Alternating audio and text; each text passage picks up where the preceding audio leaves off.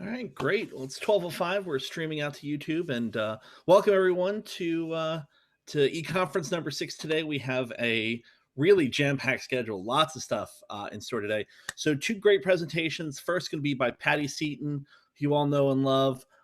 Additionally, Derek Demeter, who you all know and love. The two of them will be presenting. Patty on working with Indigenous cultures and showcasing their astronomical mythos and things like that. Derek's going to be talking about his virtual star parties today, and then we have a quartet of special segments today. So first is going to be Anna Green from Berlin. She has her long German words of the week. They are fantastic, and they're only going to get better. Then Justin Bartel from the Science Museum of Virginia is going to be part of a new segment called Totally Bored. It's about board games. In this case, it's astronomy themed ones and a couple of reviews today. Then, of course, we've got Mike Smail in the record shop. And then, of course, we'll finish off today with Mary Holt from Cal Academy. She'll be talking about our podcast for the pandemic. So, as always, the e-conferences are supposed to be for professional and personal development, so we like to stay as professional as possible, use proper decorum, don't say anything you wouldn't want the entire internet to know that you are willing to say. Be nice to everybody, and of course, when we are queuing for questions and doing things of the like, you can either raise your hands digitally in the participants window or going ahead and put your question in the chat. We'll make sure to check both of those, both here in Zoom and on the YouTube page. So we have both of those chats open. We're watching those the whole time to make sure that your question gets answered. So given all of that, I guess this will be the quick announcement time. Mark Webb, I'm going to turn it over to you for just a minute or so to talk about this week's virtual hospitality suite. Yes, on Thursday evenings at 8 p.m. Central Time, so 9 on the East Coast, 6 on the West, we do the virtual hospitality suites. I know a lot of you have dropped in. I encourage you to do so. It's a lot of fun. It's like this, but more open-ended and social, and decorum is not as big of an issue. Yeah, it's a little. This week we have a special program lined up, and there are still slots if anybody would like to participate. It is public presentations that you should not give to the general public. Michael McConville is going to kick it off with a presentation about all the ways that you can die in space, including some that are cartoon-based, apparently. Then I will be giving a presentation about Tycho Brahe and the Uraniborg Observatory and all of the weird crap that went on there. It's a pretty interesting little historical segment. And then Kat's going to give us some racy Indian cosmology. So if you have some fun topics that are not something that you'd be able to talk about in your own dome, you can talk about them here, and we would love to hear from you this Thursday. That's tomorrow night. Thanks, Mark. Yeah, I'm particularly happy about my presentation. Got started like 3 years ago. It's the first part of it. It's All the Ways to Space Can Kill You is the main title, but the pre-title is Death by Snoo Snoo. And so we will talk about death by sex in space. I think Rachel just recoiled in happiness from that. So we've got a lot of things to cover today, a lot of things to cover tomorrow night. And of course, we've got a special e-conference on Friday, kind of dividing in half between GLIPA, the Great Lakes Planetarium Association and IPS. We're going to be getting updates on GLPA's October conference, presentation by Steve Crawford from the Kalamazoo Public Museum. And then the second half, we're going to be hearing from Mike Murray, the membership chair of IPS, and then Dana Thompson and Danny LeBlanc from the Museum of Science in Boston. Dana's from Ball State University. They'll be talking about the EDI committee, Quality, Diversity, and Inclusion Committee, and some of the work that's been going on there. So we'll get two very, very important updates on Friday. But today, without further ado, let's start our schedule in earnest. And so you all know her. She is the secretary currently of IPS, has been a member of the Mid-Atlantic Planetarium Society for decades at this point, Patty? Yeah, forever. Since 1990, I think so.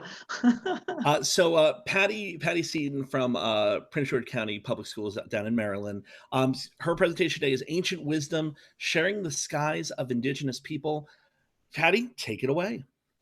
Cool. I'm going to try to share my screen and try to share computer sound because that will be helpful. So let's see if I actually know what I'm doing here. No, that's Zoom. All right. See if you guys can see anything yet. Format. As you can tell, I'm not really good at this sharing screen thing. Ooh, present, maybe that'll be good. Can you see this? Yes. Except it's at the last page. Great. Don't look at any of the above.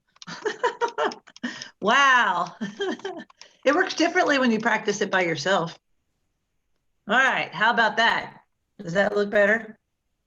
All right, I don't want you to see this, so let's get rid of my talking head.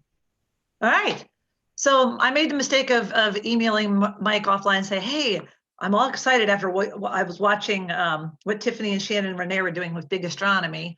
And I said, is anyone going to do anything about like Native American or ancient wisdom? And so guess who gets to do it? Me. So I'd like to start off with talking about how I was interested in any of this in the first place. So the spark really comes up with an archaeoastronomy class that I took as an astronomy major at the University of Maryland. So I thought that would be kind of interesting. So I ended up signing up for the course, and this was the main textbook, The Living the Sky, The Cosmos of the American Indian by Ray Williamson. And if you noticed, I'm taking some of Catherine Hunt's suggestions, and I learned how to do different framing of pictures. So just so you know that I was paying attention to previous e-conferences. Another one of the books, look, you can even see the price tag. Can you imagine a textbook being only $6.95? It's kind of giving away how old I am. But this In Search of Ancient Astronomy, some of you have probably heard of.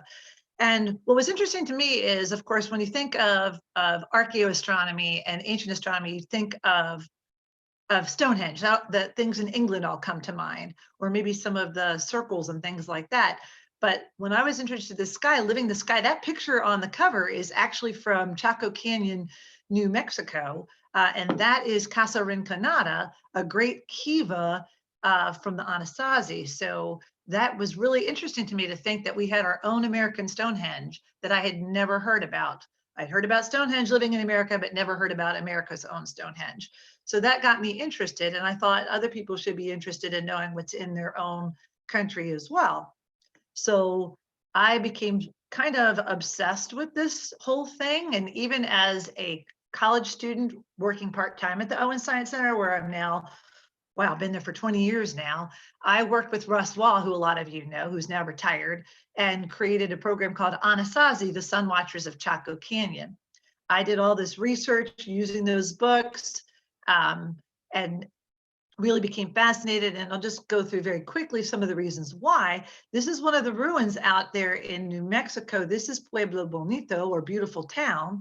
And you can kind of see this is really interesting structure, but what's really fascinating about it is that it's truly aligned north, south, east, west. This wall is north, south, this is east, west, and it was built alongside of there's a cliff behind it. So this picture that you see right here is looking down at the Pueblo, and it had like about 5 stories total. And so everything that happened was that to designed to capture the sunlight and reflect it on the center of the plaza, which would keep it warm long after the sun would go down. And from those of you who know anything about the deserts, yeah, it's warm in the daytime, but it can really significantly cool down. So this was like a really fabulous way of using solar energy, and evidenced here by these ruins in this ancient culture that flourished there at about the year 1000, 1080 or something like that. This is the Casa Rinconada, the Great Kiva. Kivas were structures that were for religious ceremonies. Most of them, if we go back here, you can see that there are these round kivas that are here part of the town, but this one was actually away from the city. So they figured this was kind of like a grand meeting place, which we wouldn't be able to do right now. And another interesting thing about this feature, again, it was aligned north, south, east, west. There's a little trough here where a priest could, enter in this room and then just kind of suddenly appear in the center of the room. Now, granted, a lot of these structures you wouldn't be able to see because there would have been a roof. But what's interesting is even with the roof on, this particular window that I pictured over here is facing the northeast. So on the summer solstice, the sunrise sun would shine through this window, hit this wall, and then settle in this niche that was on the walls. These walls of the canyon, there were 28 niches, and then there were some that were recessed a little bit lower, and this one that's a little bit lower is where the summer solstice sunrise would hit. So here's some definite evidence that there was a careful attention to summer solstice, at least, and 28 niches. Of course, there's been some speculation it had something to do with the lunar calendar. This was an interesting site because this is called Fajada Butte. This was a site that was actually discovered by an artist. And I will tell you something, that when you're doing research and you're writing programs and you're trying to get permission to use photographs, I got a little angry because when I contacted the artist about this particular site to use the photographs, I was denied permission because the artist all of a sudden was now considering writing her own planetarium program. Yeah, 20 years later, I've yet to see it. So we'll just say that it is interesting dealing with someone who's not part of our community. I'm so used to working with people like you all, where we freely share everything. So this was a little hard for me to accept. What's fun now is that there's the internet, and I can go to the internet and I can get these pictures, including this is the artwork that I was trying to get. She was looking at petroglyphs and I can't remember say them right, pictographs and petroglyphs. And on this particular structure in Chaco Canyon, you have to climb up this structure and kind of peer in between these three rocks, where there's debate whether they were purposely placed there or they fell down. It doesn't matter. Whoever placed them there or whoever noticed them there drew these little spirals inside. And what we're seeing here is a dagger of sunlight that is formed through one of the openings in the rocks at summer solstice, but at noontime, which is extremely important because there are a lot of Native American noontime ceremonies. So this dagger of sunlight goes right through the center of this spiral on the summer solstice. And by the winter solstice, there are two daggers of light, which would end up framing the large spiral. So again, definitely attention was taken to understand these cycles of the sun, and especially noontime, whereas a lot of the other markers that we're used to seeing are sunrise, sunset markers. This was a definite noontime one. Now this one is kind of interesting because here in Chaco Canyon, if you want to take a 6-mile hike, which I really wanted to do, most of the research I did for these programs were developed before I ever got to go visit. And I'm just going to give you one other caution. If you ever want to do research on a site, don't take your family. When I got to go to Chaco Canyon, I took my family with me, and they delayed us getting there. My brother-in-law drove, and he drives really slowly. And we got there at lunchtime, and everybody wanted to eat lunch, and I was ready to disown my whole family. So I didn't get to take the 6-mile hike because I was vetoed out of it. The 6-mile hike will take you to this overhanging cliff, and the handprints are usually a signature of the artist. This obviously is a crescent moon. And what this is of some debate. What I'm gonna put up here now is a rendition I got from one of the books I will share with you all in a few minutes here that shows for the southwest area of the United States, what the Crab supernova would have looked like in the sky on the morning of July 5th, 1054, near a crescent moon. So the question is this supposed to be a recreation of that? Could it have been a recreation of that? The argument against that is that, of course, the folks that lived in Chaco Canyon, who right now I'm calling Anasazi, and we're going to change that really soon, and I'll explain why. They would have also noticed Venus. And as we've been watching Venus in the evening sky right now, we get excited when the moon's near it. It's the same thing about the morning sky right now. We're watching the moon.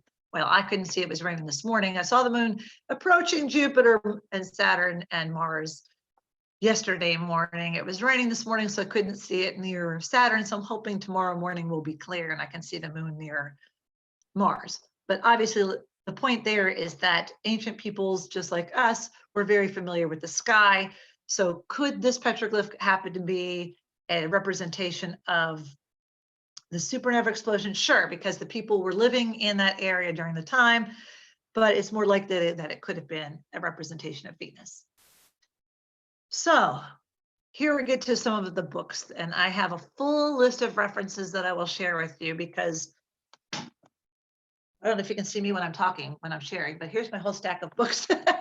I've got like 2 or 3 shelves worth of books that have to do with Native American ruins. So I started with here once I got excited. Now, granted, when I was taking this course, it was 1987. So a lot of these books were published, and Anasazi was what we were calling these indigenous cultures at the time. But then I found this book that kind of captured my attention a little bit. Enemy Ancestors.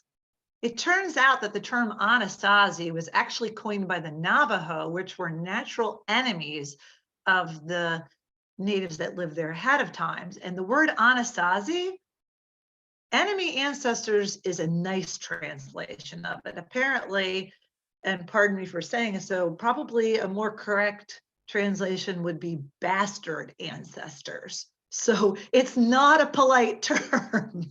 So once I learned that, and I also learned it once I finally got to visit Chaco Canyon, I was able to decide that maybe I won't be calling my programs Anasazi anymore. So when I did future or subsequent public programs, I then just changed it to Sun Watchers of Chaco Canyon, and then to be able to include all of the related ruins, including Mesa Verde, I changed it even further and just called it Pueblo Sun Watch.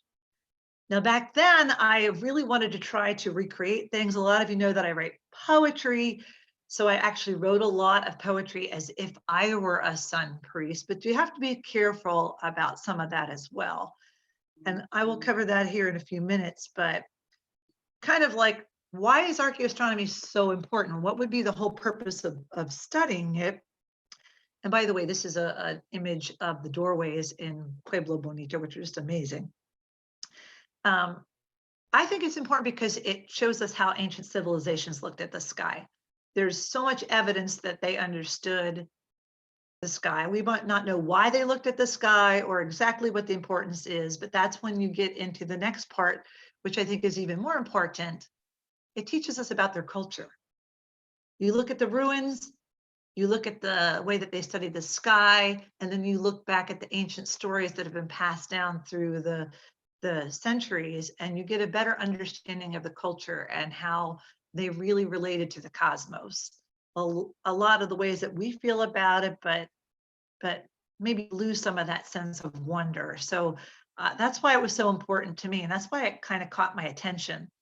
And so once I became more interested in the Stonehenge of America, then I dove into books that you're probably familiar with, as Keepers of the Earth, which not only gives you Native American stories that tells you even more about their creation myths, and cardinal directions, north, south, east, west, show up a lot in these stories, as you all are well aware.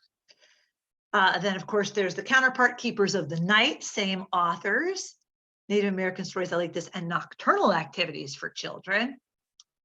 That got me into more things like Stairways to the Stars. Now, this had the 3 great ancient cultures happen to be Stonehenge, and then the Incas and the Mayas, which again are more familiar to us than at least Chaco Canyon was for me. And of course, the Ray Williamson book, once I found his name, anything by Ray Williamson became interesting. So here's Earth and Sky, Visions of the Cosmos in Native American Folklore. Just these titles are magical. And this is even better. They dance in the sky. Gee, look who one of these authors is, Ray Williamson. Again, Native American star myths. Voices of the Winds. How can you not love that title for Native American legends? Songs from the Sky. And a lot of you better recognize this name here, Vondell Chamberlain, friends with many of us. John Carlson was actually my archaeoastronomy professor at the University of Maryland at College Park. So, and actually the Center of Archaeoastronomy was there at the campus, which I never got to go to. And that's a story for a hospitality suite and my car breaking down trying to go visit that. So just ask about that someday. And of course, because so much of what their stories are of Native American tend to be so poetical, here's a nice collection of Native American poems, Earth Always Endures. I always try to include poetry when I can from the books, from the stories, if I've written my own. And then you could even take it a step further. This Songs of Ancient Journeys, again, what a beautiful, exciting title, is about the animals that show up in rock art. So it's kind of glorifying the animals and the songs that are told through the artwork. So these are all some fabulous books that have inspired me to continue to do my own journey in understanding ancient Indigenous cultures. So the next thing that I naturally went to there was Navajo skies. And sadly, I don't have that book to show you because it's quarantined at my work, which we're not allowed to get to anymore. So I don't even remember which books I was using for Navajo. The Living the Sky book has a lot about the Navajo. Some of these others do as well. And what I put on this slide was just showing you how I advertise my public program. I've just called it for Native American Month Celebration, Navajo Skies, explore astronomy from the point of view of the Navajo. And by now I'd learned a lot from how I've given presentations from the Chaco Canyon and the Pueblo. So I set out with some goals, and I think these are goals, it was specifically for the Navajo program, but maybe in general, while we're looking at doing presentations on Indigenous cultures. Do your homework, but don't try to be the expert. I found that to be particularly helpful for me in anything, even in astronomy.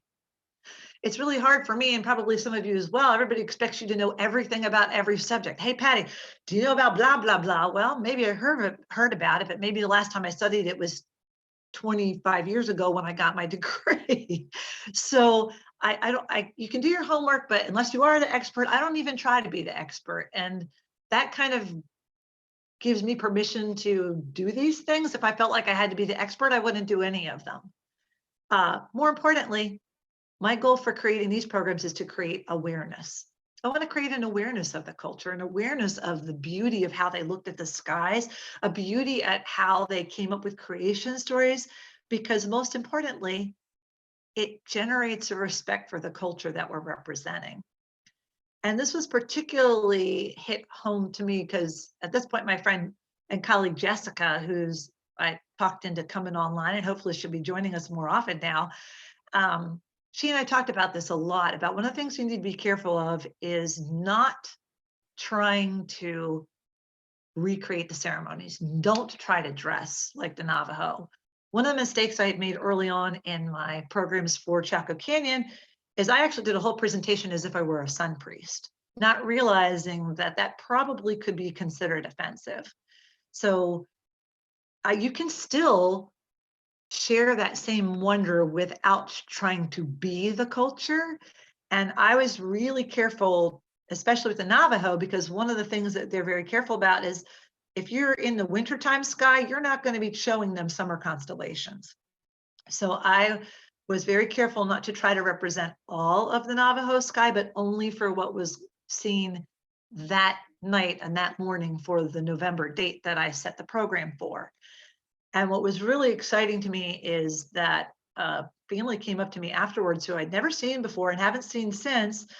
And the adult who was with the groups introduced himself. He was Navajo, and he had brought his grandchildren that were, of course, part Navajo to the program, and he really appreciated the way that I handled representing his culture. So I took that as a win. I think that I'm going to share this little bit that Tiffany and Shannon and Renee were giving us a little bit about the from Big Astronomy. I want to share this 2-minute clip. So this is where I really hope that you are getting some sound in a minute, because this 2-minute clip is where they focus in on David Barrera, who was well, he's introduced in here, but it shows a really good understanding of his view of the cosmos from an indigenous culture and how he appreciated the science that was being done in the area. So let me show this now.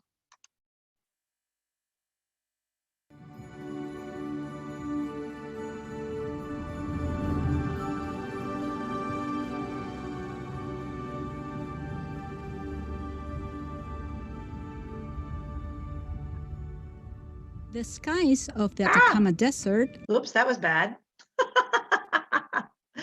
Sorry, I was trying to make sure I could get the volume up. So let me try to get you back here again. Take 2.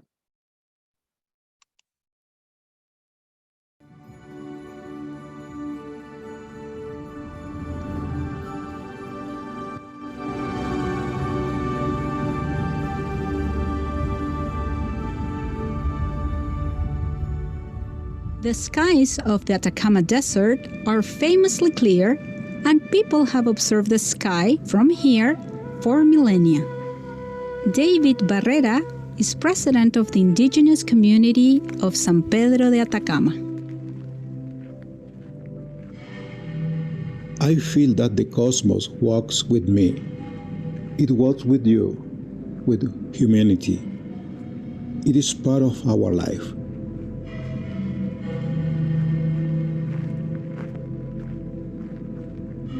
We humans are nothing compared to what the great cosmos is. That is why we are part of the cosmos. We walk together. We make up a single unit. That is the marvel of the human understanding. Alma has been a respectful neighbor because it has asked what is the ancient wisdom of the native people in regard to the cosmos. And Alma's invitation to the indigenous community is in some way to unite scientific knowledge with indigenous knowledge.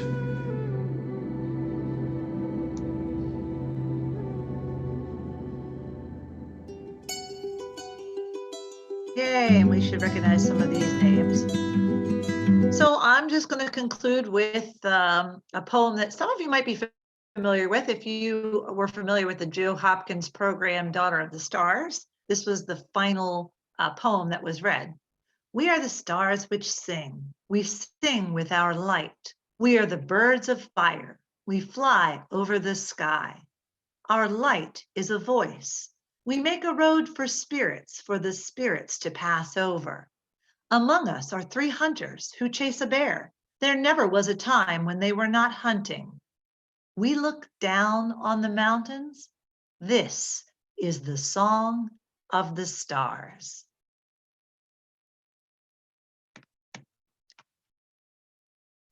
So that's it, except for all my millions of references. So I have a little tiny URL that I will share with everybody so that you can see all of these books.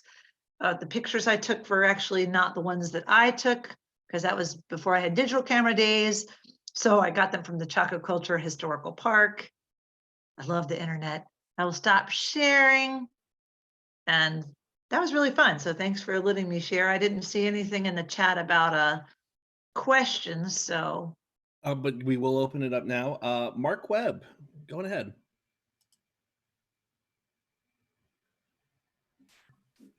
Thanks, Patty. That is really a great presentation. just like to amplify a couple of things for people who are thinking about doing a cultural astronomy show. I think the way that it was handled in Big Astronomy is really great, and you should use that as your example.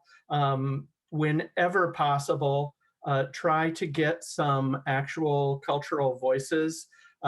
Doing it all in the dark just from reading secondhand material is not the best way to do it. If you can get first-hand material, that's wonderful. So talk to the people that you're studying.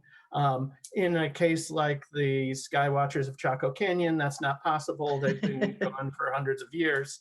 So, you know, you have to kind of do the best that you can. And you should always approach it, and like Patty has done here, as it's your duty to be respectful to the cultures. You should not make any jokes, even if something seems silly to our culture. It is not necessarily silly to them. You should also ask the people that you're working with what is important to them, because what pops out as being important to us might be very different than what is the main focus culturally to the people that you're studying. But that's my 2 cents. So thanks, Patty. I appreciate that, Mark. And I'm going to give you a little shout out because I still remember the day where you brought me down Sky Watchers of Africa. And that was another wonderful way. And you did just that, what you suggested. You had the different voices, you had the native cultures speaking those stories. And it made it very powerful, especially for my African American cultures population at the school system. So I think I learned a lot from that. And I did the shout out for the Big Astronomy because I was really touched. And actually I stole my title Ancient Wisdom from David Barrera. All right, Patty, a quick thank you from Dave Manis. Also says that if you're running short on any Minolta lamps, to let him know. Lieta, you're going ahead.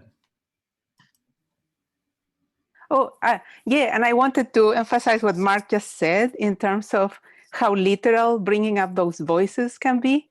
As a personal note, it took me 20 years to figure out that people just were not used to my accent, because when I sound to myself very good English, but if I hear a recording of myself, it's like, oh my God, what an awful accent, and seriously. And what I was doing for 20 years, my first 20 years here, is I was slowing down because I was noticing people not paying attention, like switching off.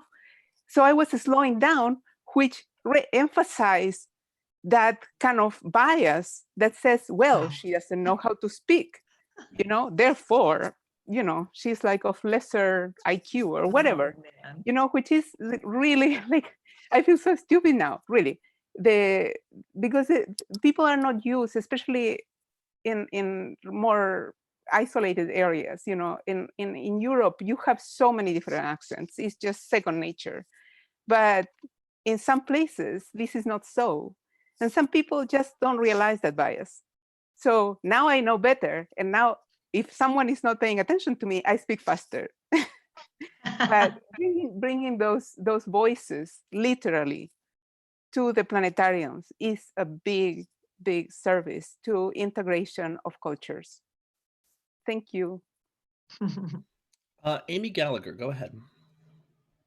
A couple of years ago, I was working with a few people on my college campus to create a show about Native American star constellations, but with the idea that there's not one constellation figure for a particular group of stars. Like Orion is not just a man, but that every Native American culture is different from each other, and you can see what we call Orion is this in one culture, and that in another culture, and this in another culture. So we were choosing 4 different star patterns and retelling stories about those different constellations.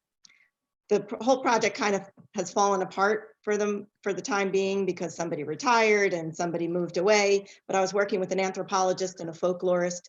But along with getting the Native American speakers, that is a challenge. You would think in New Jersey we would have a whole bunch of different people, but we were having a real tough time trying to get people to help us with that project. But that's something I still have in the back of my mind to continue working on.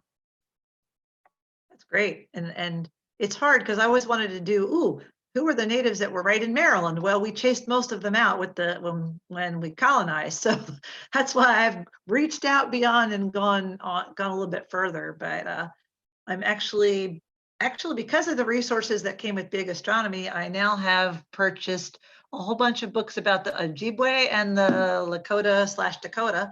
So I'm going to do the skies of the Ojibwe skies this fall, assuming that I'll be able to open up the theater for the public again. So we'll see. Very cool, Patty. Any other questions? Any other questions? All Well, right. I'm 1 minute over my limit. I don't want to do that. So Yeah, we're good. All right. Well, thank you, Patty, for that presentation. Thanks for letting me do that. Fantastic as always. So now we're going to move on to our next presentation. This is virtual star parties. Derek Demeter is the director of the Buehler Planetarium down in Sanford, Florida, Seminole State College. It's a place I've heard of. It's all right. Last couple of years, really gone downhill. But they're on their way back up now. So without further ado, a man who needs no introduction. All right, thank you, Mike. You can barely see me. You're almost occulting me there in no, you're going the wrong way. The wrong way. Okay. All right. Hello, everybody. Thank you all for, especially for Mike for having me out to present some of the stuff we're doing at our planetarium. Obviously, all of us are dealing with the struggles of being closed or not being able to be in our planetariums.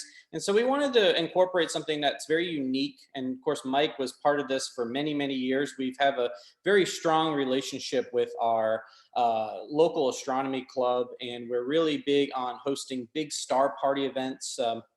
We've had our winter star party. We've had winter sky festival. We've had our spooky star party. We've had a lot of different big astronomical events. We do our Telescope Thursdays events. So we wanted to incorporate some of that into some of our programming at the planetarium. So what I'm going to do here is I'm going to go ahead and start sharing my screen here. So we decided to go with these virtual star party kind of attributes. A good friend of mine who's part of the Central Florida Astronomical Society, his name is Frank Kane, has been starting some of these virtual events with his family and over the last year, and he kind of stopped doing it for a while because he felt like he wasn't motivated. So what I did is I reached out to him once things started going on, and the college was we were notified by the college that we were closing down. We weren't going to be able to do any more programs. So I reached out to him and said, hey, Frank, would you like to collaborate with us on potentially doing virtual star parties? People are going to want to yearn to see the stars, see things in the sky. And with the technology through the virtual types of live stacking software that telescope camera or astronomy cameras have today, we can show them stuff that they won't even see with the telescope. So with their eyes. So again, here a little bit of who we are, essentially the virtual star party. There I am on the left there. The telescope that you see next to me, which is actually taller than me, but then there's a lot of things that are much taller than me. That's our CPC 1100 HD. I actually use that telescope as well. I set that up in my backyard. It's one of our 2 telescope systems we utilize. Frank mainly focuses on the deep space objects, but I actually use the CPC 1100 Edge HD telescope to take images of the planets, and I'll show you which camera I use to do planetary imaging. We also observe the moon through this telescope as well, and we also have a Lunt Solar Systems telescope to do images of the sun, which we actually incorporate in our 3rd grade curriculum virtual planetarium shows that we're doing for them.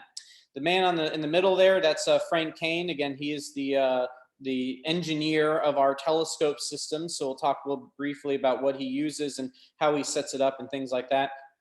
And to your right is Justin Sorello. Justin replaced Mike back almost 2 years ago now, which is crazy.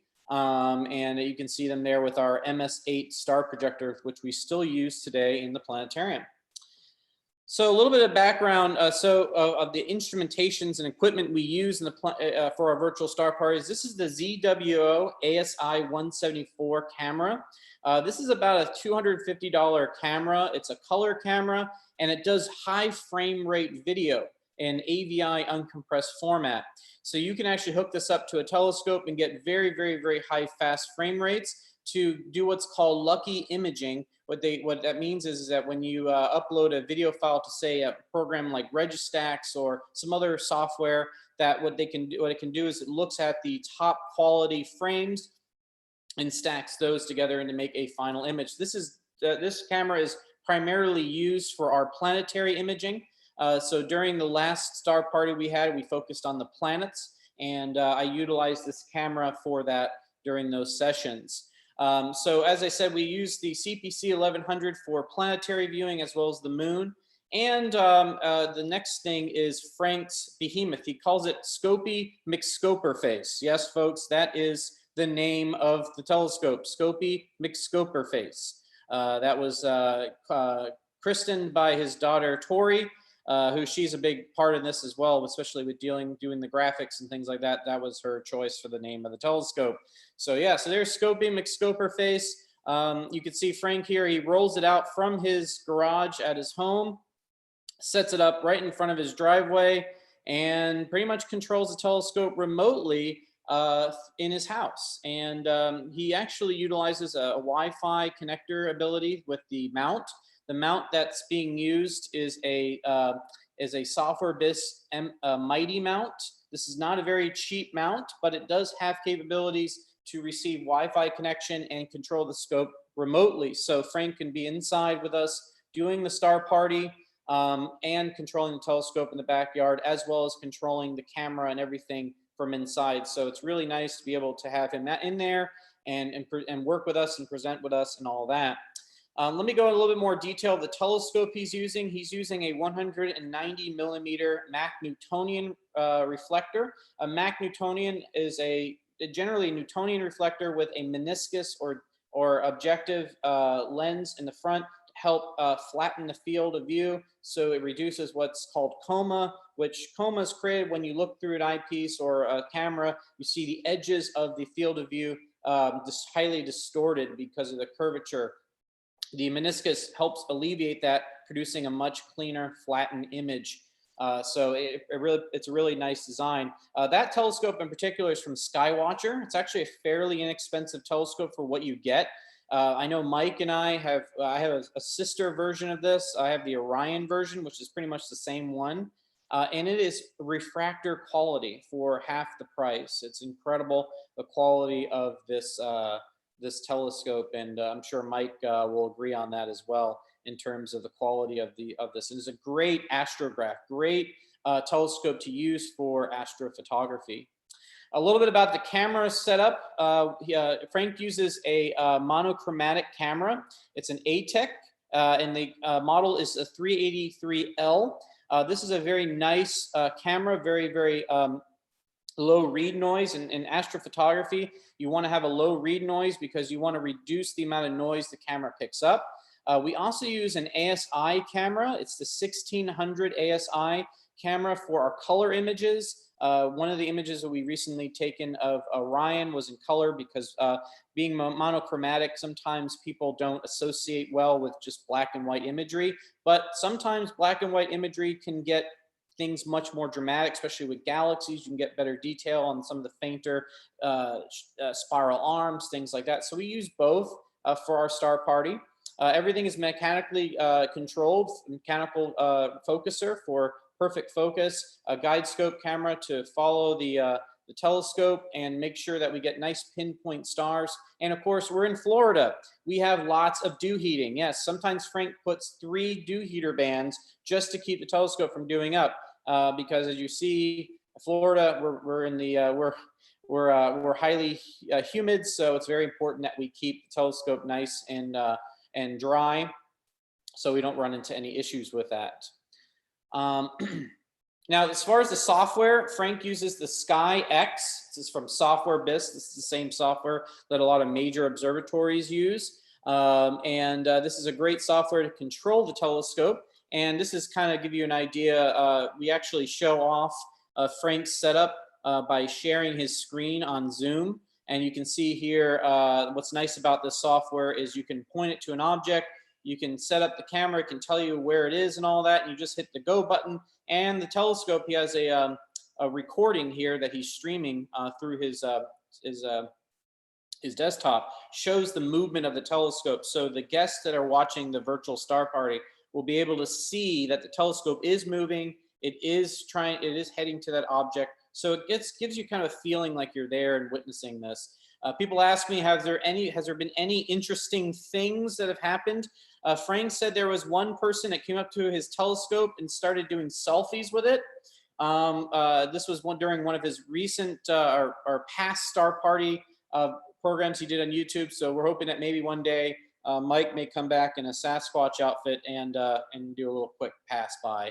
And maybe scare some people. By the way, there's a recent article that shows that people are scaring people now in Indonesia by scaring them as ghosts at night to keep people from going outside. So maybe that could be implemented as well.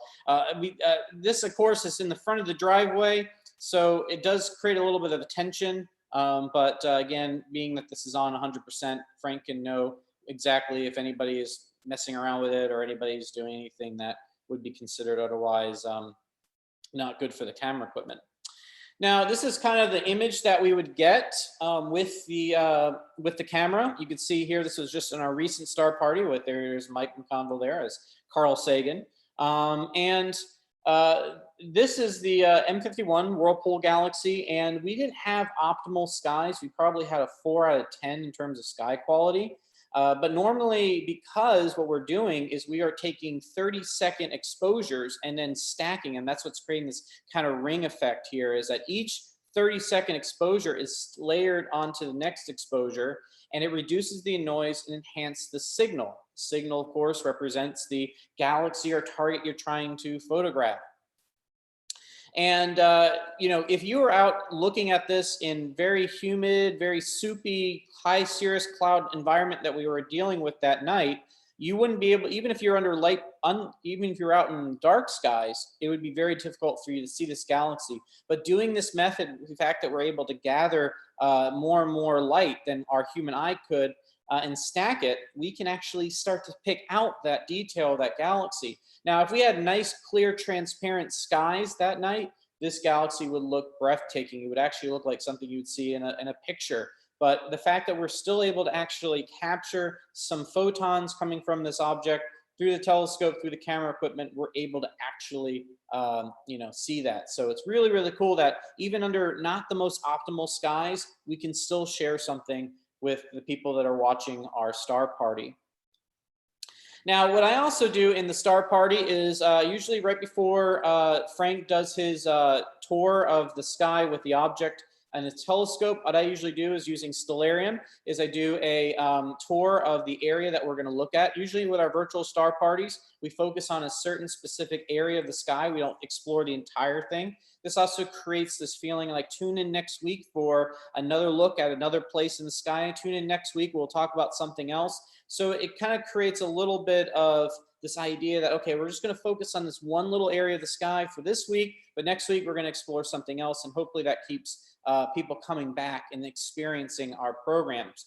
Now, in this case here, I was talking about the planet Venus, and once I showed people where to look for Venus in the sky, we then went ahead. This is actually with the one that we did recently. I took a video of Venus using the CPC 1100 camera or telescope here with the planetary camera, and you can see there's the view of Venus through that. So we were able to show people the planet Venus through the through that as well. So again, we show them using Stellarium where to look, how to look for the sky, and we also encourage people during the star party to take a moment and go outside real quick and look at the object that we're pointing to.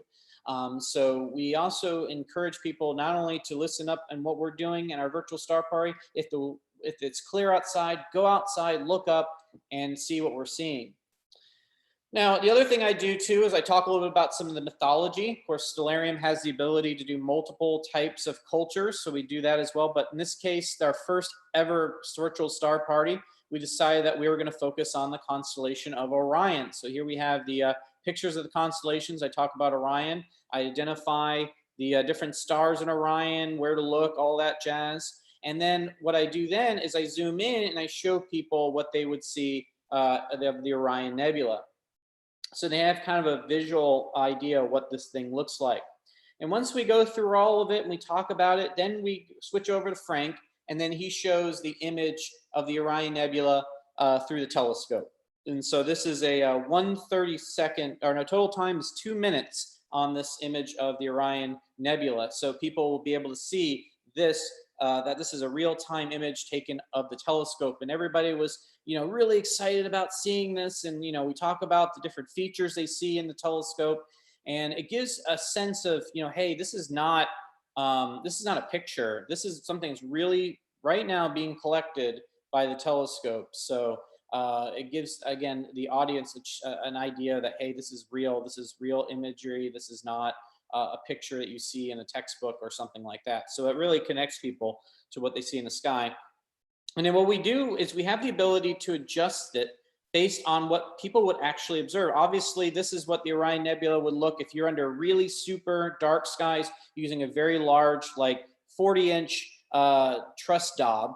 But we actually have the ability to reduce the brightness and contrast to kind of create a virtual look of what it might look like through, say, my 11-inch CPC 1100. So it gives people an expectation of, well, this is what you would actually see with your eye. And this is what our camera is able to do by collecting more and more light. So we also use this as a lesson to talk about how we collect light and how we observe things in the sky. Now, of course, there are times people say, well, it's Florida. We can't always have clear skies all the time. And you're right, we don't have clear skies a lot. In fact, this weekend, or this Friday, we don't have very good sky conditions at all. So what do? Well, we sometimes have to fake it a little bit. And what I mean by fake it, I mean that we actually take the images. It's kind of like that the cooking shows that you see where they show you how to make the cake or something, and then all of a sudden they open up the oven, it's already made. That's essentially what we're doing in a lot of cases when it's cloudy. We're upfront with people. We say, hey, we can't see the stars right now, it's cloudy, but Frank has done his homework. We actually went out a couple of days ago when it was clear, and we had some of these targets already taken images of. So this, again, is still, what the telescope saw. This is the same practice that we would have seen if we were using the telescope. And again, we're not trying to cheat them out. We actually tell people this is unfortunate. The skies were not good this week, but we have taken these images, and this is what you would have seen through the telescope tonight. So, and people really enjoy that. They just enjoy being able to see the stars. So, in the fact that we're actually doing this stuff and not just showing Hubble Space Telescope pictures, which are beautiful, but I think people really appreciate the fact that we're going out and kind of doing this in real time. So again, people have asked me, what do you do when it's cloudy? We have we actually meet every Tuesday at 10 a.m. To kind of go over our next star parties. And right now we're working on several special topic episodes because right now it looks like the weather's kind of junky for the next couple of weeks. So we're kind of figuring out some other approaches to this as well. Now, of course, this right here, if you happen to know the answer to this, okay, there we go. Well, I just realized it says it right there, but this is the Beehive cluster in Cancer. So again, we talked about Cancer and Leo recently. Now, let's say you want to do this. How do we actually go about doing this with the public? So we do this every Friday at 9 p.m. And because we have over 6,000 followers on our Facebook, we decided that the best approach, after talking to our social media and the marketing department at the college, they thought that going Facebook Live was our best approach to reach as much people as possible, and we agreed with that. So our college gave us access to using Facebook Live on our Zoom account, which was really nice. But we also have the ability to go live on YouTube, like you see here in the Dome Dialogues e-conferences. But we decided to go live on Facebook. And if you have this ability, if you have a pro account with Zoom, or maybe your institution or your college or school has access to Zoom and they have the pro features, you have the ability to turn on this feature to go live on Facebook. If you don't, you can always talk to me afterwards. We can chat and maybe I can help you set up how to do this. But basically, when you're ready to go and you're ready to start doing your live star party, you just hit live on Facebook and it brings up the Facebook dialog. It tells you to go live, same way you would normally go live on Facebook Live otherwise. But maybe you're not interested in doing Facebook Live. Maybe you wanted to record this and you want to then post it on, say, YouTube or some other source. The other option is that you can record your session. I usually like to record to the computer. That way I have the actual file, and then I can either upload it to YouTube, or I can upload it to Vimeo or any other video streaming type software. And that way you can, if you're somebody who doesn't like to do things on live, or you're somebody who feels nervous about doing something live, you can record it. And then once you like the take that you've done, you can then go ahead and add that to a streaming software like, or a streaming website like YouTube or Vimeo or any of those later on. So there's a couple of options. We like to do Facebook Live. We've noticed that there have been over 100, 200 people watching at a time. We've also seen our highest views right now is over 6,000 views. So again, people are watching on YouTube, or excuse me, Facebook. We have released some of our stuff onto YouTube. It doesn't seem to be picking up as much steam as Facebook Live, but we're hoping to continue promoting that stuff in the future. So this is a thumbnail that I had of the recent one. We're looking at starting doing collaborations. At first, it was just me, Frank, and Justin. As you can see here, we make it fun. We dress in astronaut costumes. Frank is a huge Star Trek geek, so he is dressed up in his Star Trek outfit there.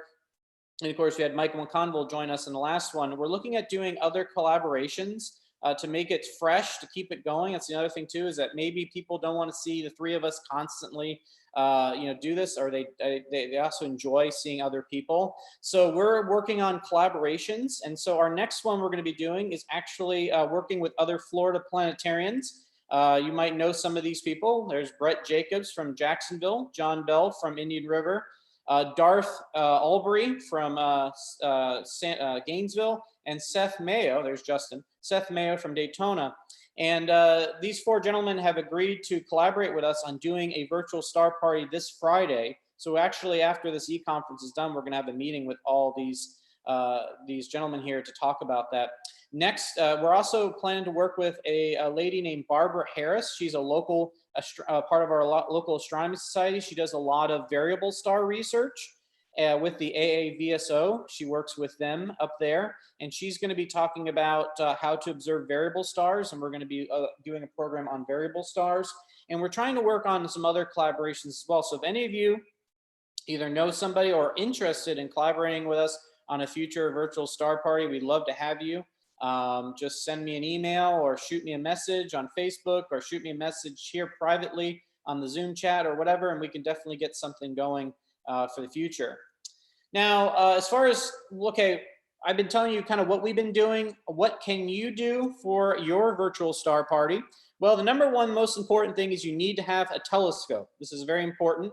But what I also suggest to you as well is that if you don't have a telescope of your own, we don't have the fancy schmancy equipment that Frank has, but you may have a local astronomy club nearby you, or astronomy society that has one or two people that are doing this kind of stuff. Reach out to them and say, hey, we want to start these virtual star parties in conjunction with the planetarium. Would you be interested in doing this with us? And start there first. And if you don't have that option, maybe you are fortunate enough to have a telescope like the one here. This is the telescope I use for my astrophotography.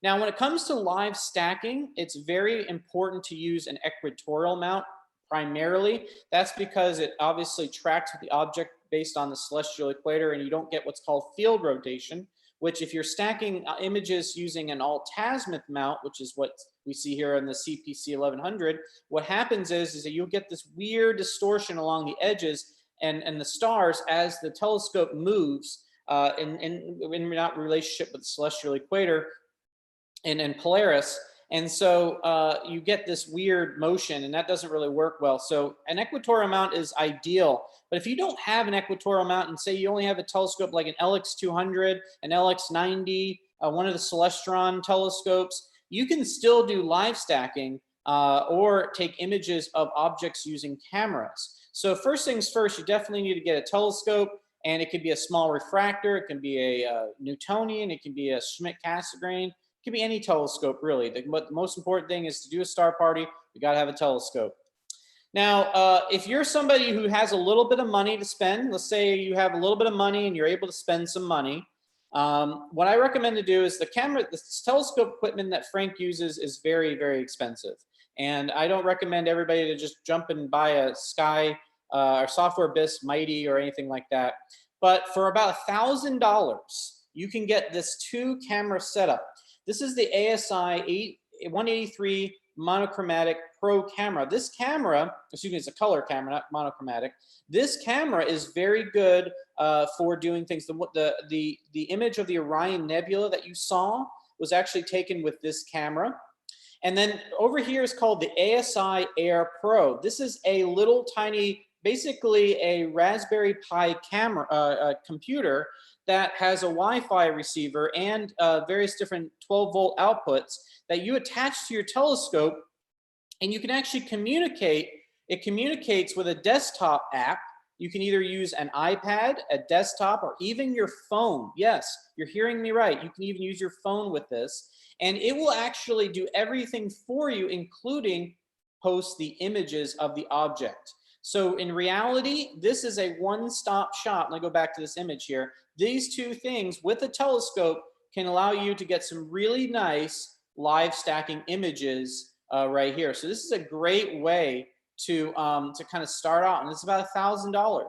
And I know it might seem like a lot to a lot of you, and I know it is, but maybe, just maybe, there might be somebody in your astronomy society nearby that might have this set up already and is willing to do it. Or again, maybe you might be able to develop a grant, especially in a time like this. There might be, say, hey, the planetarium is closed, but we can still encourage people to do astronomy and maybe apply for a small grant to buy this equipment. I know this is something that we're looking into.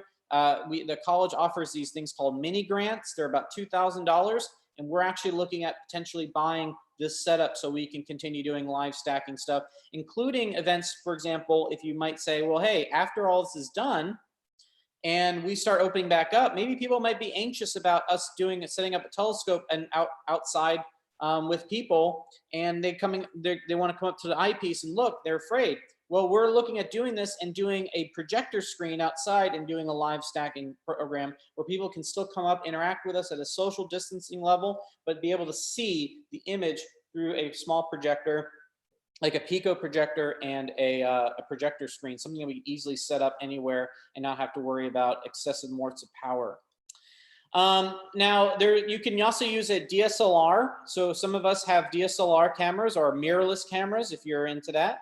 And there's a free software called Digicam Control, and all you need to do is hook up your camera to your telescope, take a couple snapshots using this Digicam Control through your desktop, and be able to share that with people. I've done that before too, where I've been able to take an image of the Orion Nebula using my DSLR and sharing that with people online. So this is another option. This is another way that you can do a virtual star party without having to go through the crazy bells and hoops that Frank does with his remote control system. Or you can even do it really simple. You can set up your telescope and do a live feed using your smartphone. We actually just recently did a Facebook Live of me hooking up my phone at the moon during the full moon, the recent full moon, and shown people the moon through my smartphone.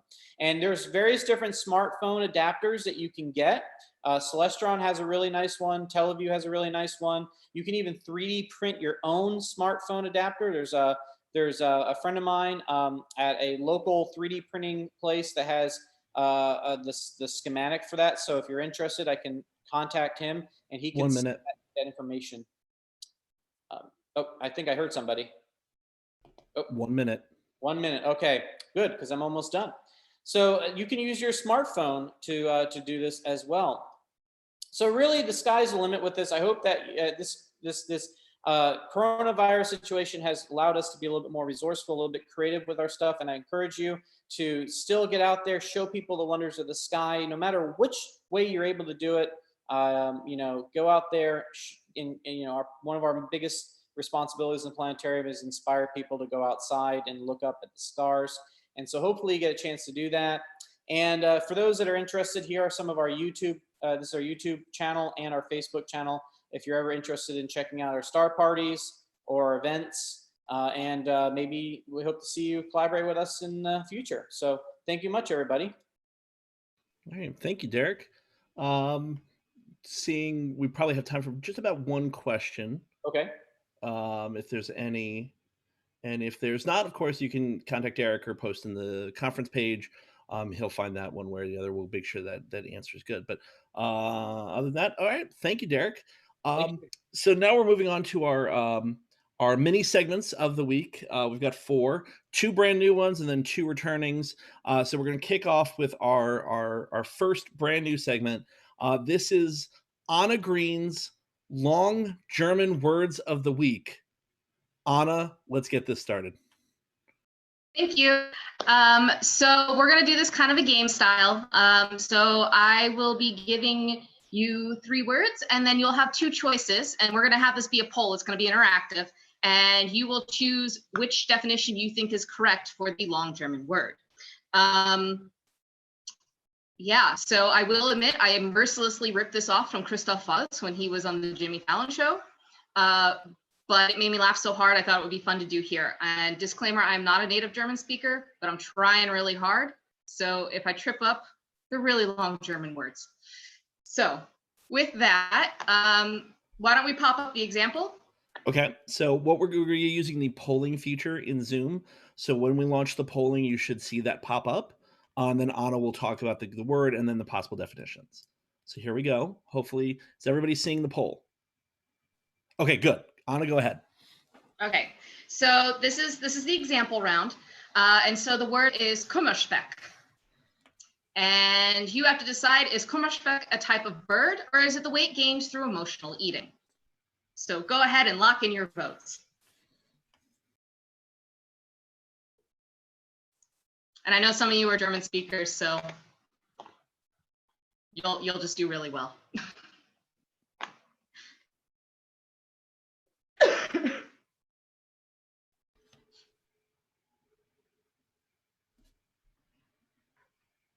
All right, Anna, it looks like almost everyone has voted.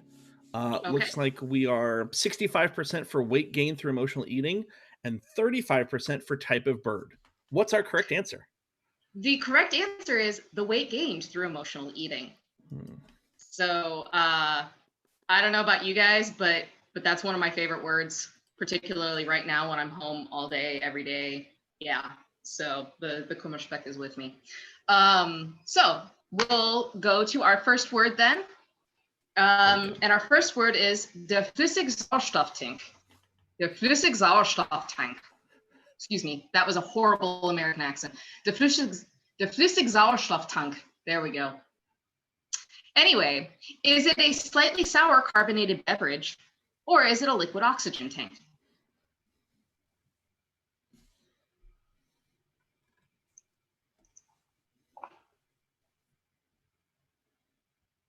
Feel like I'm skewing the results because it's asking me to do the poll too, and it won't go away until I click it.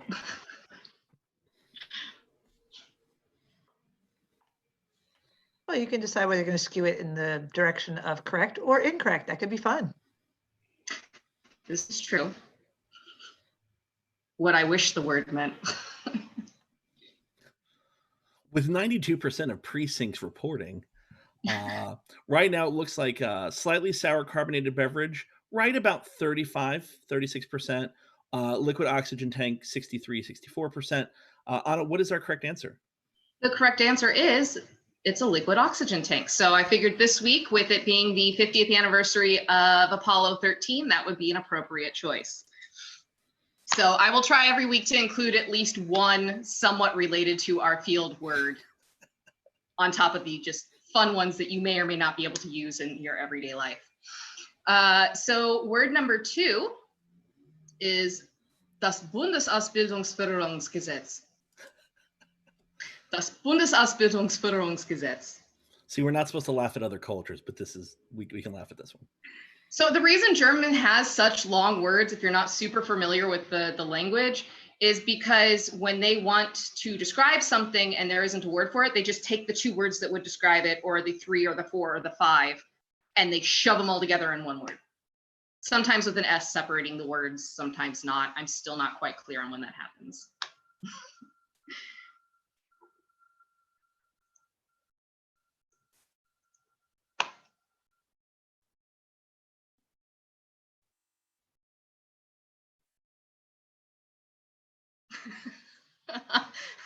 Thank you for all of those who are with me with the Kummerspeck. I mean, it is the e-conference after Easter, so I think there's just sort of the, may the Kummerspeck be with you and also with you. Just, it's in the air. All right, so after about a minute, we're down to 84% of our respondents right now. It's 55-45 with 45% federal law. Oh, wait. We're getting a little closer to 50-50, but it's quite close. Federal law concerning the promotion of education or training, right about 45%, and the federal committee overseeing the construction of new buildings at about 55%. Anna, what's our correct answer? So here's the part where I tell you, those of you who don't know me, I have a K-12 license to teach world languages, and I went teacher route on this one, and I threw in something that I thought might stump some of you. The word Bildung is education, not building. So yeah, I see some of you nodding. Sorry, that was a dirty trick. So the correct answer is, it is the federal law concerning the promotion of education or training. All right, so everybody, we're now at the example was correct, and then now 1 and 1 on the words. So now final word. Okay, the final word for this week is der Eierschalen-Sollbruchstellen Verursacher. Der Eierschalen-Sollbruchstellen Verursacher. So is it A, an elaborate tool used to break poached eggs, or B, an instrument used to measure the quality of one's vision?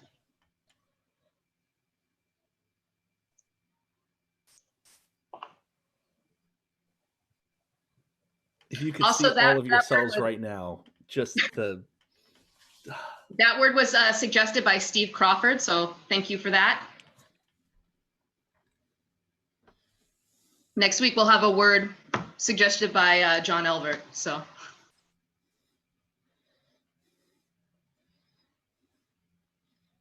I don't really know if we can close this one. We have 48 out of the 53, almost exactly half and half. So as of right now, 53% say an elaborate tool, 52%. This is election night. I'm getting like things are swinging. An elaborate tool. Florida is now entering the field. An elaborate tool used to break poached eggs, 52%.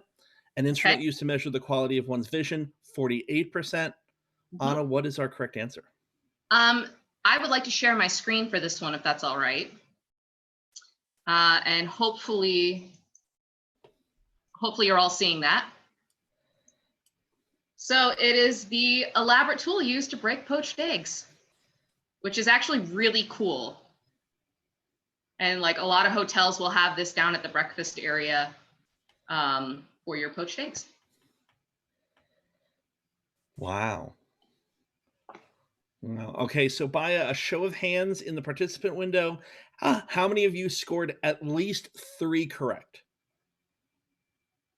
Oh, I see some hands there too. Nice. Okay, not bad. How many of you got all 4 correct? I saw a few of you. Patty got all 4. John, I would assume Steve Crawford got all 4. You know. Yeah, John's also a German speaker. If you didn't know that.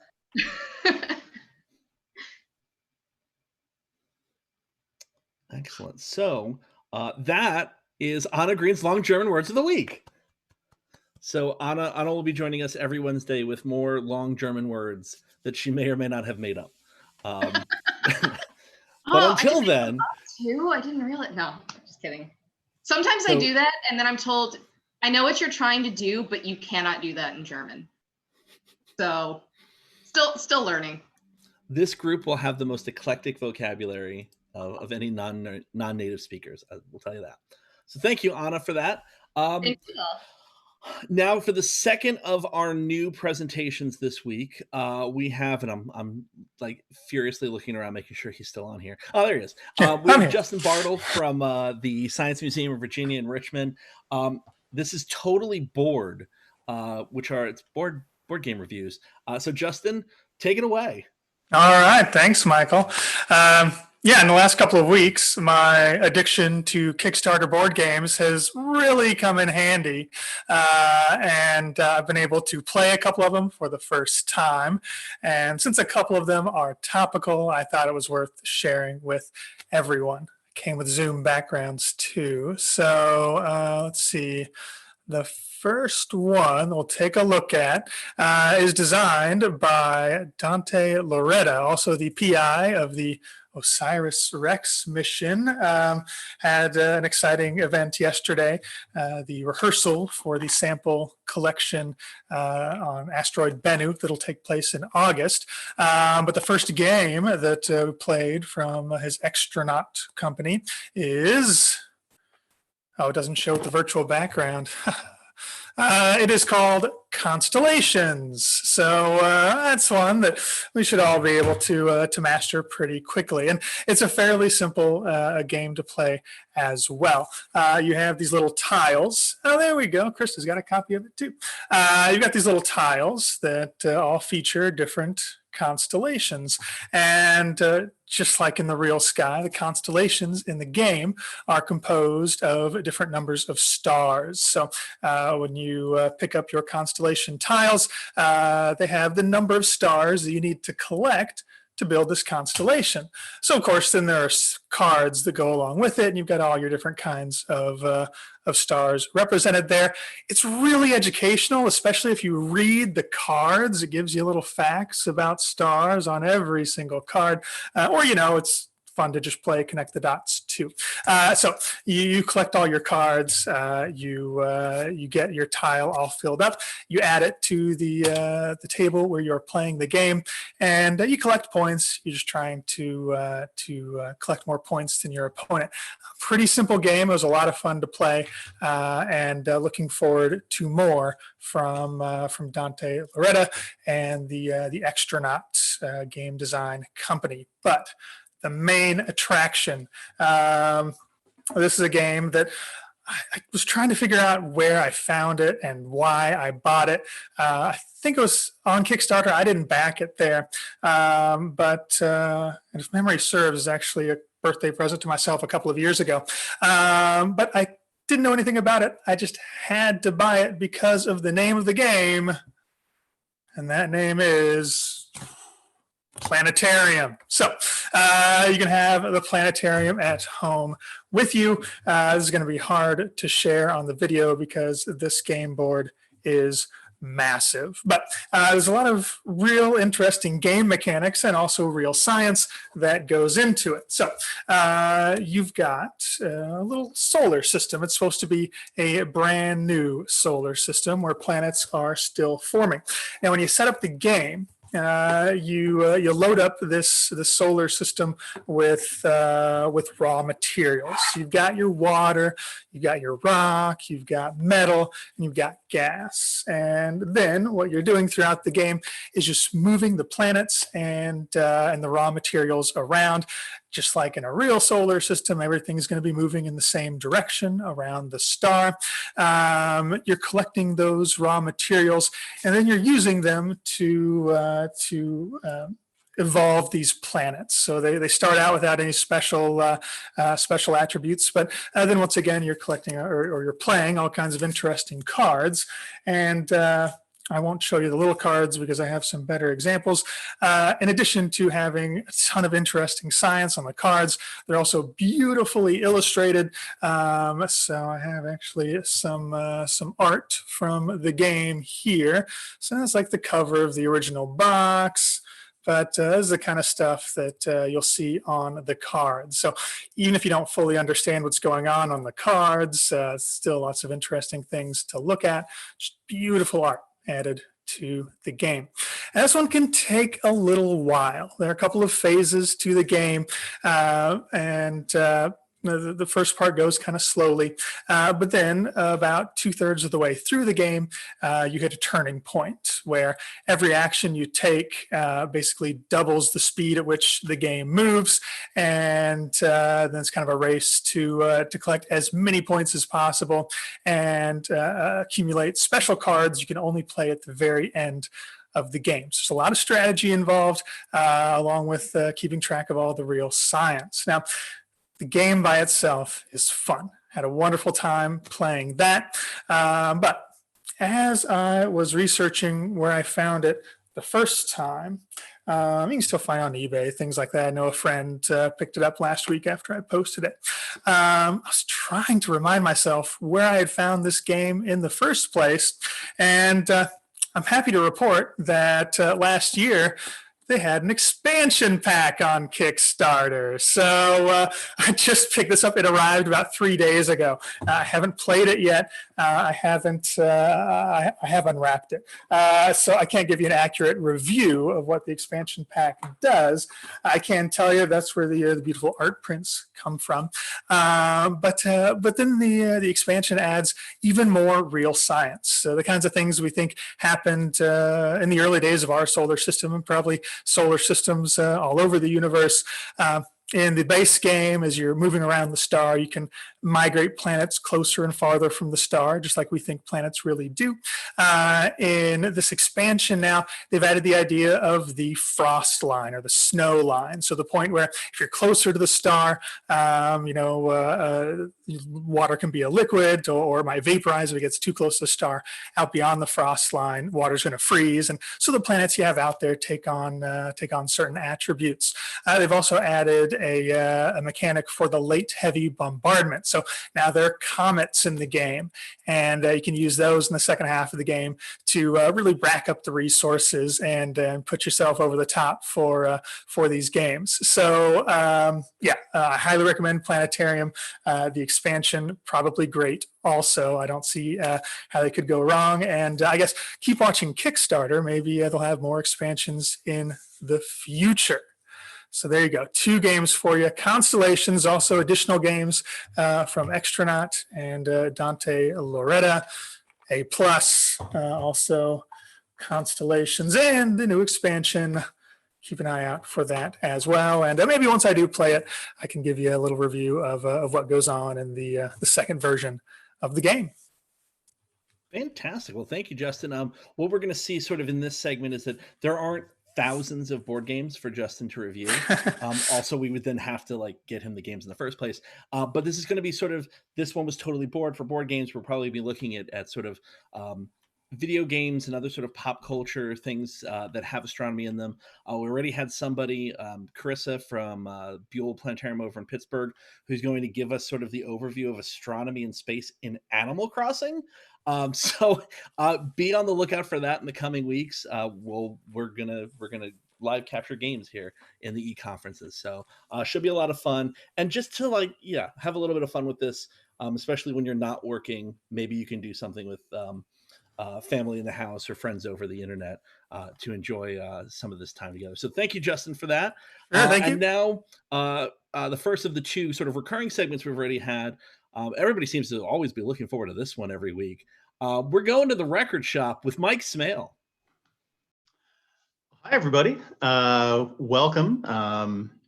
This will be the third iteration of the record shop. For those of you who may be new, I will be going through 3 different records that I think may be of interest to the group or have some planetarium connection or just things I've been listening to lately or things like that.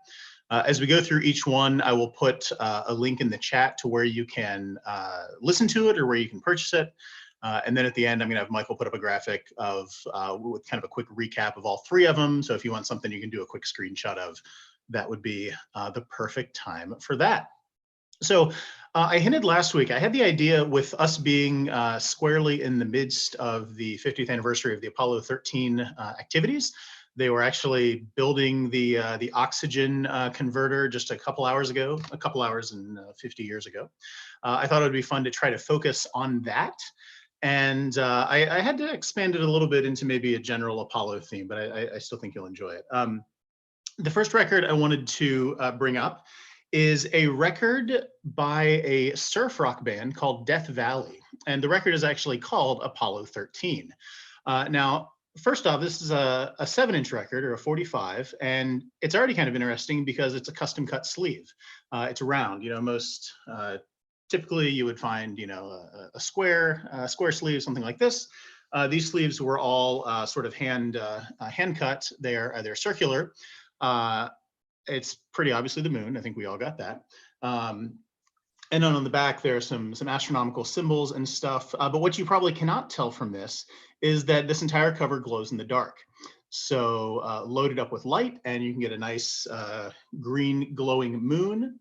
And then some other little fun things. It's like I said, it's surf rock, which is really characterized by jangly guitars. Dick Dale, probably the most well-known surf guitarist out there, king of the surf guitar.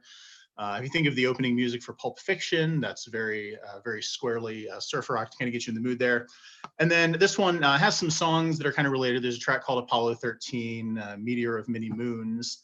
And then there are some fun little notes they put in, launched at Pad 39A. They referred to the people as flight directors and launch engineers and stuff like that. But yeah, instrumental, jangly guitar, Apollo themed by name, perhaps reminiscent of maybe some 60s rock and roll you can think of from that time period. But yeah, so Death Valley, Apollo 13. This was released by Estrus, which is a kind of a garage rock label in Washington. This was put out back in like the mid 90s. So like you're not going to be able to buy this new anywhere, but you can totally get the record on Discogs for like $3 or $4. And then I also linked there to a YouTube. The second link is a YouTube video of the title track. You could also just Google Death Valley Apollo 13 and get there's YouTube videos for all 4 songs that are on the 7-inch. So that's kind of fun. Next up is a record. It's called Perfecting Loneliness. It's by a band called Jets to Brazil. Jets to Brazil was the sort of second major band for a guy by the name of Blake Schwarzenbach. His initial claim to fame was fronting a band called Jawbreaker, which is a mid-90s Bay Area punk band. And after that band broke up, he went on and formed Jets to Brazil, which took on a little more of a kind of a second wave emo. So I mean, we're talking about kind of rock music at its core. Second wave emo, so that's squarely before emo got all about like swoopy hair and white belts and nautical star tattoos and stuff like that. But if you listen to this now, it's very squarely a rock and roll record. And the one of the things that Blake did for a very long time in his music is he used samples, audio samples. So in a lot of the Jawbreaker material, there are quite a few like Jack Kerouac samples inserted into the tracks. And one of the tracks, actually the title track on Perfecting Loneliness, has a number of space mission related samples included inside of it. This is the repress. This is one of those really frustrating records where like I had it like 15 years ago and I sold it and then it went out of circulation. So Jade Tree, the label, has them available on this nice clear vinyl now. But so what's kind of the really cool personal story to me about Perfecting Loneliness is it's about 3/4 of the way into the song, and it's kind of a mashup of Apollo era sound bites that are dropped in. There's clips from Apollo 8, Apollo 11, Apollo 16. Those are the only 3 I've been able to discern. It's a little tricky because it's 2 different tracks in the left and right, and it's going over top of music, so it's a little bit hard to separate. But one of the really clear ones is from Apollo 8, and it's a clip of the astronauts when they first viewed the moon. And NASA says, okay, Apollo 8, what does the moon look like? And Jim Lovell comes on and he says, oh, the moon is essentially gray. And Jim Lovell is very closely tied to us at the Adler, and he also has, I would describe, a fairly distinct voice. So I had heard him on this record back in early 2000s, and other than knowing at the time, okay, that's Apollo, it's Jim Lovell, and just kind of put that aside. And then the first time I heard him speak at Adler, which was maybe a couple weeks after I started there, I heard him speak and I was like, I know that voice. Where do I know that voice from? And I went back digging and I went back to this song, and sure enough, it was Jim Lovell, among several others. The montage closes with Buzz Aldrin's Magnificent Desolation line from when they first stepped out on Apollo 11 to the surface of the moon. So Perfecting Loneliness by Jets to Brazil. This is another one. It's nice. You can actually listen. You can hear it on Bandcamp for like $5. You can actually buy it on Bandcamp for $5. You can get the actual vinyl from Jade Tree if you're interested. The web store exclusive is a clear with kind of a black smoke in it, so it's a little more visually interesting if you're and that's the whole thing with records now, right? The whole like vinyl resurgence. It's all about like pressing things on like different colors and like weird gimmicks, and maybe we'll do that on a future session. Just show off some records that like look cool and can maybe stand on their own as artwork. All right, so Just Brazil, and then the third and final record I want to talk about. I actually have to refer to notes because this is a real like onion of a scenario here. So when I start with the cover of the record, you might just look at it and say, oh, that's just kind of looks like the Apollo 11 lunar module. Maybe that's why I picked it. That's a start. The musician that produced this, the performance name is Petrels. It's a UK musician by the name of Oliver Barrett, and this record is called Mima. And the song titles, you look at it first, the song titles have some sort of spacey themes to them. The 40-year mission to Titan is overtaken by the 40-minute mission to Titan. Caterina 22b, which is actually a reference to Kepler 22b, the exoplanet. Carapace for Carter's Snort has an old like UK sci-fi short story connection to it. And then there's also on the inside, you take a look at the inside of the jacket, and the prominent artwork is a kind of a redo of a broadside that some of you may have seen before. This was put together by a guy named Yuri Deshitsky, the original, and it was a broadside that showed the Great Comet of 1577, which was the comet that Tycho studied and used to sort of make his initial estimations about the distance to this comet and the way its sort of orbital motions were traveling. This one has been updated with Kepler and Marx and a plague doctor. You might find some other familiar faces in there as well, but really cool bit of the artwork. And then the vinyl itself is a nice sort of green-blue color in color. This is the limited press of 150. This is on a German label called Denevali. Denevali makes some phenomenal like instrumental ambient music, and I, as a general point of view, have given them way too much money over the course of my lifetime, but I would definitely recommend you look up Denevali. But the onion layer goes one more bit deeper. So the name of the record, Mima, M-I-M-A, is a reference to a long-form Swedish poem from the 1950s called Aniara. And Aniara told this story of a passenger spaceship that left Earth. Earth had suffered a calamity. It was no longer habitable. This passenger ship leaves the Earth, is traveling to Mars, is beset by some sort of calamity, and is no longer able to go to Mars, and instead sort of just sent off into space. So it was a long-form poem written in the 1950s, 1956, I believe was when it was released.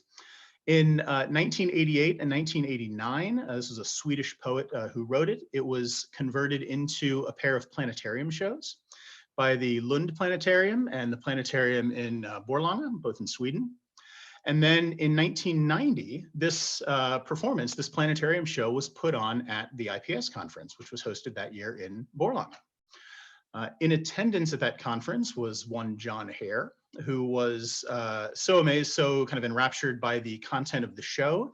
He basically brought the idea back to the States, made an English language version, had music created, scripted, and put on this new English version of Aniara that was then presented at the 1992 IPS conference, which was in Salt Lake City. So starts with kind of a cool Apollo picture. It's a cool looking record. It has some cool little space details. Oh, and then obviously the planetarium connection. And yes, there was, Eric, you just mentioned, there was I think last year, it was, I believe it's a Swedish language film, but this was turned into kind of a sci-fi, it's a sci-fi story, and it was converted into a movie. Last but not least, I mean, if you're wondering, again, what it sounds like, it is, the music is heavily electronic, and I wouldn't necessarily say it's the kind of thing you could play under a planetarium show while you're narrating, but it definitely does a really good job of sort of putting you in the mindset of being on a spaceship, traveling out amongst the stars, lots of little quirky electronic bleeps and boops, and sounds of that nature. And it's very long. It's only, it's only what, 4 or 5. Yeah, it's only 4 tracks, but it's almost 45 minutes of music. So they're all quite long pieces in their own right. Oh, awesome! It was also presented in Bradenton at SEPA. Thanks, Dave. You learn something new every day. So those were my 3 records for the day. Michael, hit it. There's your quick details again. Surf rock, Death Valley, Apollo 13. Straight up rock record, Just to Brazil, Perfecting Loneliness, and then the kind of electronic oddity of Mima by Petrols. Happy to take any questions if anybody has any. Otherwise, I hope you enjoyed this, and I don't know if we'll do this next week because of the plans for the shop that day or not, or the plans for the e-conference that day or not. But otherwise, I will see you next time, whenever that is. Awesome. Well, thank you, Mike. And we'll be determining sort of the setup for next week, primarily because we're still trying to work with maps to put together a mini maps for everybody. So there could be a New England and Mid-Atlantic records of note next week. So something along those lines could be fun. Well, so we've had 3 great segments. I don't know how we're going to top it, but we're going to give it a try. So Mary Holt from the Cal Academy of Sciences, giving us all of our fun and fantastic podcasts for the pandemic. Mary, take it away. Thank you, Michael. Let me remember how to share my screen. Where is that again? How do you It's do at the that? bottom, share screen. Oh, yes, the button that says share screen. Wonderful. All right. There we go. There we go. All right. That work? Yes? Okay, sweet. All right. Welcome, everyone, to today's edition of PPP PFP, or Pandemic Primo Podcast Party for your Planetarian, that I always forget the name of because it's too long. And today's episode is our 2nd episode ever. And I'm your host, Mary Holt. And today's episode is brought to you by science, and as always, Squarespace. And I decided to do a theme of science today because what I did my first one, 2 weeks ago now? Oh my God, feels like so long ago. Several people said to me, hey, you didn't share any like astronomy podcasts or science podcasts. And for whatever reason, I actually don't listen to very many astronomy podcasts, so I apologize for that. If for a future segment, if y'all have astronomy podcast suggestions, let me know. But I figured I would share some of my favorite science podcasts, and one of them is about astronomy as well. But the first one, also I apologize in advance for how horrible this looks. I literally did this on my phone yesterday while laying in my hammock. It was delightful. But my first one is Shortwave. If you want some quick science in only like 10 minutes or so every weekday, Shortwave is where you should go. It's all about different science topics. Sometimes it's about the coronavirus, because everything is lately, but not always. The other day they had an episode about bread and how to make it and the science behind bread. So that was fun. And there was also a lovely moment in one of the recent episodes where worlds collided and my best friends were talking to each other on this podcast because another host of another science podcast was featured from Story Collider. Story Collider, excuse me, is a wonderful science storytelling podcast. So every one is like not always like super directly related to science, but science is in there in every single story, and often the stories are from scientists, and they're all wonderful, and sometimes they make you want to cry, and it's great.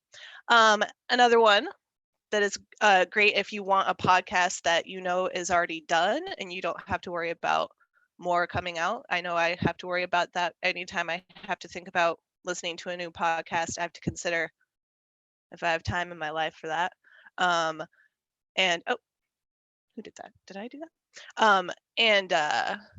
So sometimes you just want one that you know is already done. It's like when you hear about a new show that you want to watch and there's only 5 seasons and you're like, fantastic, that's all I need. The Habitat is all about one of the experiments that NASA has done of the folks that were in Hawaii, I believe. Yeah. And their time in a simulated Mars environment. So it's all about their experience doing that. It's pretty great. And if you want some kind of more traditional style NPR-ish science in your face, then Hidden Brain is a good place to go. Shankar Vedantam is a wonderful man, as far as I can tell from listening to him many, many hours. And he'll dive in deep to a lot of different topics, and especially things that are about like subconscious and brain stuff. So that's pretty cool. And lastly, if you want a really long podcast that has way too many episodes, I haven't listened to all of them because there's so many of them, but they are great. Ologies is a good place to go. And one of the recent episodes featured Shannon Bennett, who is from the Academy of Sciences. So if you want to hear one of our scientists talk about viruses, check that out. It's pretty great. And yeah, that's all I got for you today. Hope you enjoy. Thank you, Mary. And then, as usual, Mary will be placing the links and names for each of the podcasts in the e-conference event page. I will go on ahead and add one more. It is a podcast that is put together by WMFE. They are the NPR affiliate in Orlando, and it's called Are We There Yet? AWTY. It's hosted by a gentleman by the name of Brendan Byrne, who's a space reporter for WMFE, and it's all about getting to Mars. And now it's expanded into more of crewed space flight and sort of the history and future of that. But there's probably 150 episodes at this point. And Brendan's a good friend of mine, and it's a great podcast.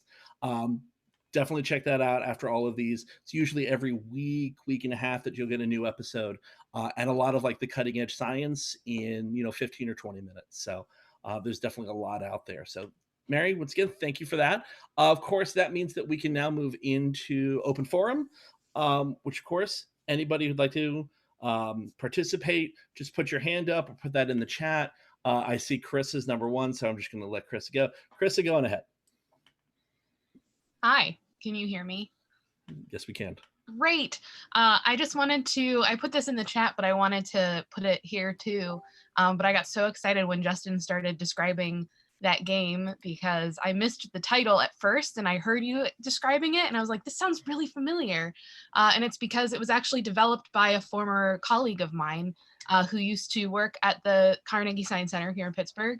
And he worked with me a couple years ago, actually, and I got to play test that game as it was being developed. It was really cool to see the different steps that go into developing a board game and all of the like little pieces that, they really put a lot of work into it. And I messaged him and told him that there are planetarians all over the world right now talking about his game, and he's very excited about it.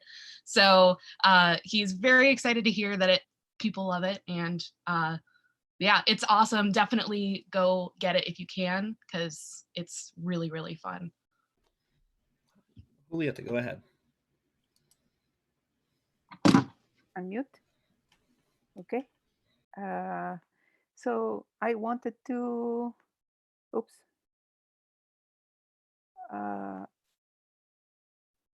Here, let's see if this works. So last week I presented something about a project, and I asked people for expression of interest, response, and such, and because it was so early in the morning and our presentation was not recorded, the people that responded were all like in a slice of 3-hour time zone. But this is a project that is very much about integrating the direct experience of the sky through measurements, scientific measurements, and creations, of word, of image, centered around the different planetariums around the world. So we can share our experiences from our very human scale, aesthetic and scientific versions of the world. So I work at the Adler for many years, and having done things with interactives for astrolabs, I thought, well, this is like sharing our tympan, the plate that you have to change in the astrolab to show the things that you see in the sky at a given time. So for this purpose, I had worked with a local artist entrepreneur, Lindsay Meyer, on a project about 5 years ago, and this came up. It came back to my mind that, wow, now that everybody is at home and unable to use their telescopes and their planetariums, why not look at the sky and do some research and aesthetic endeavors with it? So it is, the kind of augmented version of your like lunar journal, a personal thing. And we envision these as a series of branches that are the goals and roots, which are how you implement those. And so how you tune up directly to the sky, so it's not just something abstract, so it's your direct experience. And the way you do that is to capture it through this journal, following, kind of pacing yourself to follow what is happening in the sky. And then we want to connect the art practice and scientific research at the base of our communities, which is something I kind of was my dear reason why I started working at the Adler in the first place. And then for this, we think of having a practicing artist at each location. So we want to join our experiences through a series of a calendar of activities and exercises, very playful, but also kind of very pointed to some way of measuring what is going on. And we want to compare our experiences, what we were discussing before with Patty's presentation, how you understand that other people have other contexts, where are, those ties coming from at a very big scale. So we want to compare those journals, and the original goal of this was to compile the experience to for a kind of traveling exhibit and maybe some short show or something. But of course, that would be something that happened afterwards. For now, it would be an online exhibit that could eventually become something more concrete.